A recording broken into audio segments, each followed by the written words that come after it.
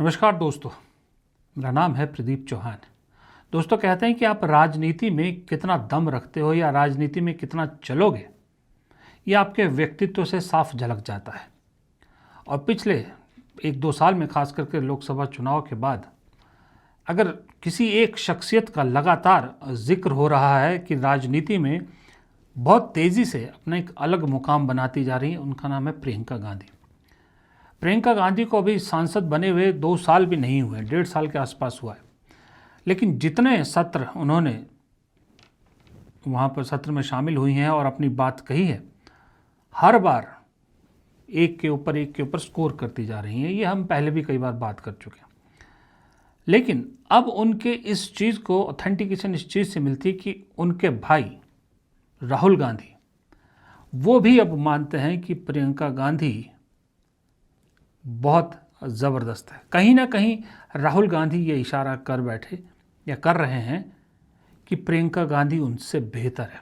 कल सदन में उन्होंने प्रियंका गांधी का जिक्र करते हुए एक बात कही। So we don't get that input, but we have our mothers and our sisters. Yesterday, I was watching my sister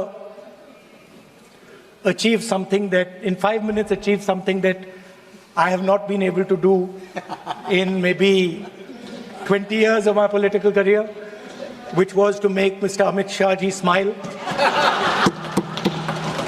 There's something that I also need to practice and learn, and I was feeling very proud as an older brother as she was doing that, delivering the speech in a way that is different than mine, of course.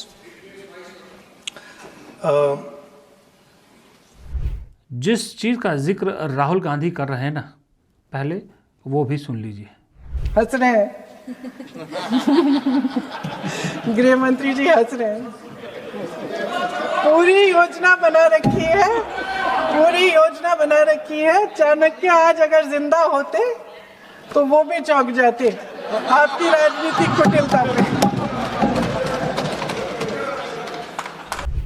अब दरअसल मैं क्यों बोल रहा हूँ कि राहुल गांधी से भी बेहतर प्रियंका गांधी बन गई है, शायद राहुल गांधी भी मानने लगे, वो इसलिए कि Priyanka Gandhi across the table, across the parties, हम बड़ी महिला आरक्षण की बात कर रहे हैं, महिलाओं के रिप्रेजेंटेशन की बात कर रहे हैं, लेकिन अभी जो मौजूदा महिलाएं जितनी भी हैं संसद में, चाहे वो मंत्री हैं, चाहे वो पक्ष में हैं, चाहे वो विपक्ष में, आप देखिएगा सबसे दमदार और सबसे सोफिस्टिकेटेड अगर किसी का भाषण होता है, किसी की स्पीच होती है, वो प्रियंका गांधी की होती है।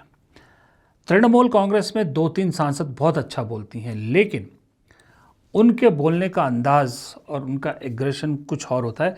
प्रियंका गांधी डिग्निटी के साथ एक अपने उसके साथ बहुत अच्छी तरह से अपनी बात भी कहती हैं और सरकार को सुनाती भी हैं। अब हंसते हुए गृह मंत्री अमित शाह को ये कहना कि चाणक्य होते तो वो भी हैरान हो जाते, सीधा सीधा अमित शाह पे कटाक्ष था, क्योंकि आपको मालूम है अंधभक्त उन्हें चाणक्य कहते हैं आज का। ये सीधा मुंह पे कहना, वो भी हंसते हुए, दम लगता है इसके लिए। कई सीनियर नेता इस तरह का कटाक्ष नहीं कर सकते, खास करके विपक्ष वाले तो अमित शाह और प्रधानमंत्री मोदी पे तो बिल्कुल भी नहीं। अच्छा, बात सिर्फ कटाक्ष की नहीं है। जब वो मुद्दे उठाती हैं, बहुत सलीके से उठाती हैं, बहुत सलीके से अपनी बात रखती हैं, ताकि सुनने वाले को भी समझ में आए और जो सत्ता पक्ष जिनको वो सुना रही हैं वो भी ज़्यादा चूं चपट ना कर पाए। अचानक प्रदेशों में चुनाव के दौरान सदन की बैठक बुलाओ, कोई सर्वदलीय बैठक मत बुलाओ। विधेयक का प्रारूप सिर्फ 1 दिन पहले सार्वजनिक कर लो, ताकि विपक्ष को कोई मौका न मिले कि इस पे चर्चा कर ठीक ढंग से हो। मीडिया और पब्लिक में पहले से ही चर्चा शुरू कर लो कि मोदी जी एक बहुत बड़ा कदम उठाने वाले हैं महिलाओं के उत्थान के लिए। ये विपक्षी दल के जो नेता हैं कुछ समझते नहीं हैं, राष्ट्र के हित में कुछ करते नहीं हैं, विरोध करेंगे। बेचारे मोदी जी इतना बड़ा कदम उठाने वाले हैं, सबको इनका साथ देना चाहिए राजनीति से ऊपर उठकर, और ये कर करके विपक्ष को धर्म संकट में डाल दो।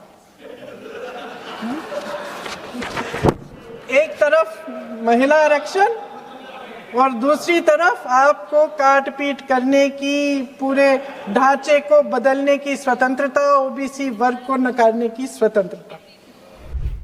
एक चीज़ और प्रियंका गांधी की मुझे बहुत अच्छी लगती है, जो मुझे लगता है राहुल गांधी को उनसे ये ज़रूर सीखना चाहिए, वो है कि प्रियंका गांधी अपना होमवर्क बड़ा ज़बरदस्त करके लाती हैं और हाथ में उनके पेपर जो होते हैं ना, उस पे पढ़ के बहुत सारी चीज़ें बोलती हैं।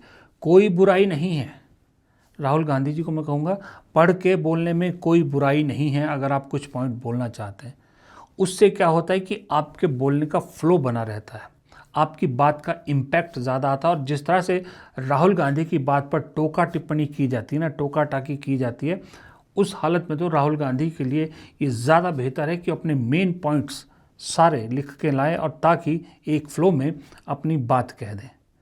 दूसरा, प्रियंका गांधी से राहुल गांधी को ये भी सीखना पड़ेगा कि देखिए, अगर आपको बीजेपी की पॉलिटिक्स से निपटना है, अगर आपको मोदी शाह की राजनीति से लड़ना है, अगर आपको बीजेपी संघ की विचारधारा से लड़ना है, तो चाहो ना चाहो आपको हिंदी भाषा पर अपनी पकड़ बनानी पड़ेगी। चुनावी सभाओं में बोलना अलग चीज़ होता है, सदन के अंदर रिकॉर्ड में जाती हैं चीज़ें, सदन के अंदर लोकसभा टीवी के ज़रिए सब लोग देखते हैं, वहाँ अपनी बात का इम्पैक्ट रखने के लिए बेहद ज़रूरी है कि आप जिस भाषा में सबसे कंफर्टेबल हो वो बोलें।